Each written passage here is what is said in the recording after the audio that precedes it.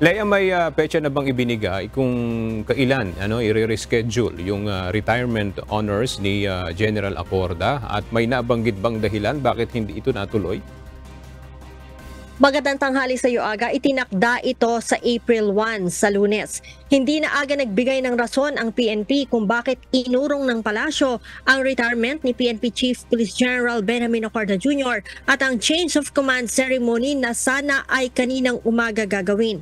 Pero hanggang ngayon kasi, Aga, ay wala pa ring inilalabas na pangalan ang palasyo sa kung sino ang magiging kapalit sa pwesto ni General Acorda. Ang malinaw lang ay ilang araw nang naghahanda ang Campo Crame para sa turnover ceremony. Magtatapos kasi ang ekstensyon ng termino ni Chief PNP sa March 31 sa araw ng Linggo. At dahil nga bukod sa weekend ito at holiday pa, sinabi ni Chief PNP na dalawa ang petsa na ikino-ordinate ng PNP sa Malacanang.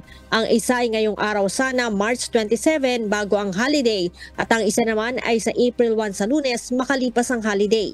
Sa ngayon, Aga, ay marami ang nag-aabang kung sino ang mapipili ng Pangulo sa mga opisyal na lumulutang ang pangalan na maaaring maging susunod na pinuno ng pambansang pulisya.